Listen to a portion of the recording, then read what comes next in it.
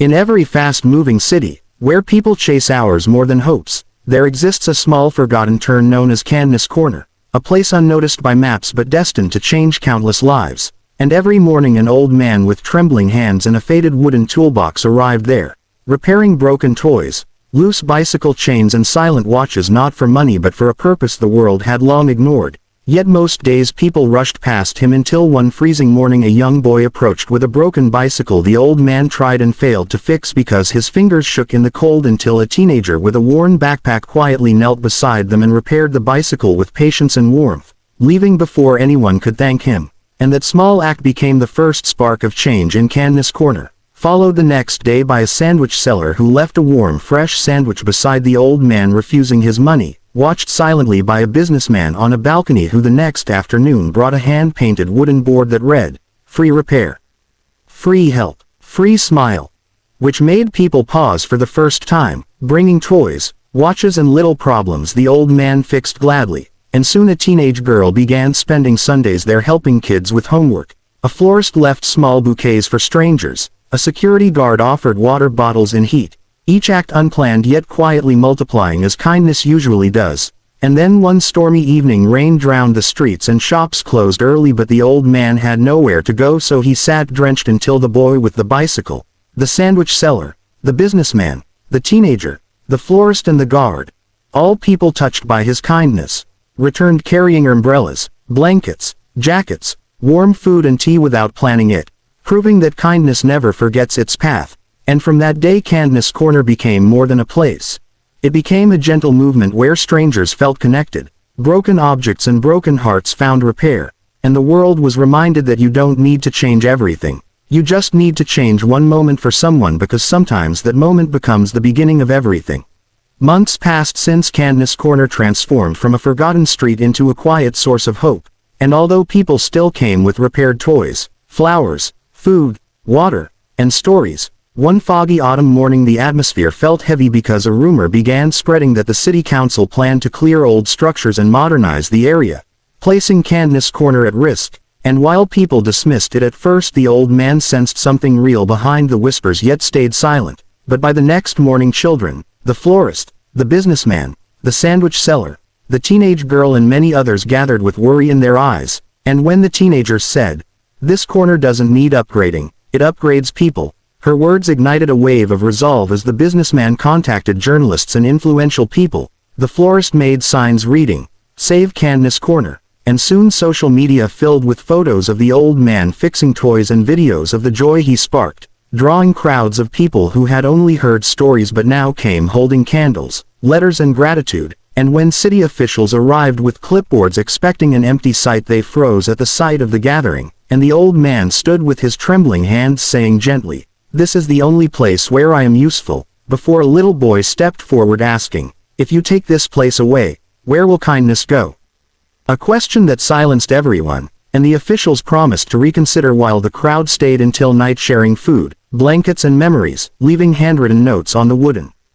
board. Messages like, "You fixed my childhood, you repaired my day, you taught me to care," turning the corner into a wall of gratitude. And the next morning a city official returned with a smile announcing that Kindness Corner would stay because it belonged to the people who gave it meaning. And after that the corner became even more alive with murals on the walls, a small community library shelf, volunteers cleaning weekly, the city adding a simple wooden bench, and people continuing to bring kindness instead of waiting for it. And through it all the old man quietly repaired small things while healing something much larger, and Kindness Corner remained a living reminder that kindness is not an accident or a moment but a revolution that begins in the simplest places and survives because people refuse to let it fade.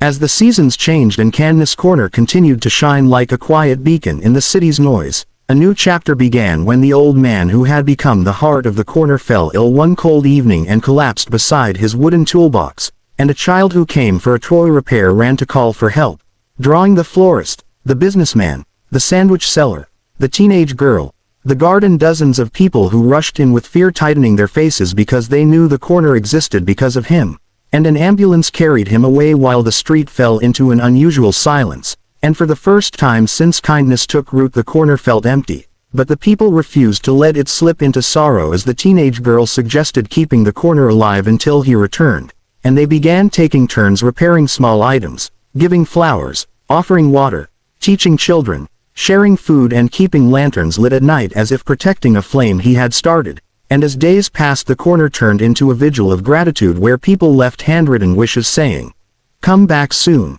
You matter here," and "This corner is yours," covering the walls like a growing forest of hope. Until one morning the businessman received a call from the hospital saying the old man was awake and whispering to see the corner once more. And later that week the community gathered as he was brought back in a wheelchair, his eyes weak but shining when he saw the crowd, the lanterns, the messages and the wooden board covered in love, and children ran forward carrying repaired toys showing him how they had learned from him, while the businessman said softly that the corner had survived because of the kindness he planted. And tears slid down the old man's cheeks as he realized Kindness Corner no longer needed him to stand. It now stood on its own, built by every heart it had touched, and from that day forward the corner evolved into a living tradition where anyone, at any hour, could come to fix something, help someone, offer warmth or receive it, and the old man, though no longer able to work as before, sat peacefully watching kindness multiply in front of him, understanding that the true repair he had made was not in toys or bicycles but in the people themselves, and thus Kindness Corner grew from a forgotten street into a legacy carried by every stranger who walked away a little lighter, proving once again that when kindness begins, it never truly ends, it simply finds new hands to hold it. As Kindness Corner entered a new year filled with fresh footsteps and familiar warmth, a surprising challenge arrived when a group of developers announced plans to build a large commercial mall nearby that would block the sunlight, increase traffic and slowly squeeze the peaceful space that had become a sanctuary for so many. And although no one wanted conflict, the community sensed that losing the light and space would silently suffocate the spirit of the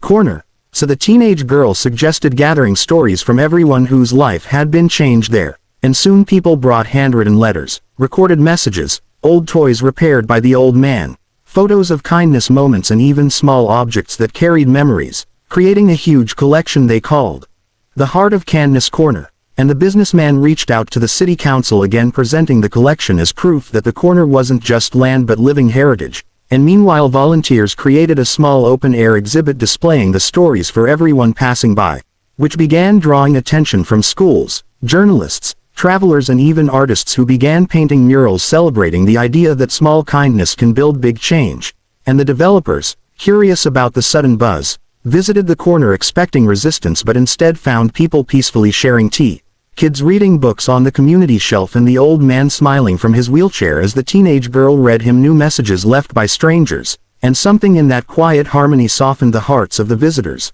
leading them to rethink their approach and eventually propose a redesigned plan that not only preserved Kindness Corner but gifted it more space, seating and protection, surprising the community and warming the old man's heart as he whispered that kindness grows even in places where no one expects it. And when construction began around the area, the corner remained untouched like a protected garden, and people from far neighborhoods started visiting to witness a rare truth, that when a community stands for goodness without anger, the world listens differently. And in the months that followed, Kindness Corner flourished even more with musical evenings, story-sharing nights, free help booths and a steady flow of strangers who arrived simply to feel peace. And by the time the mall opened, the developers included a sign at its entrance saying, "Inspired by the kindness of Kindness Corner," acknowledging the silent force that shaped their decision. And so the corner continued to thrive as a peaceful heartbeat in the middle of a busy city, reminding everyone that kindness is not fragile but powerful enough to reshape decisions, soften hearts and influence futures long after the moment has passed.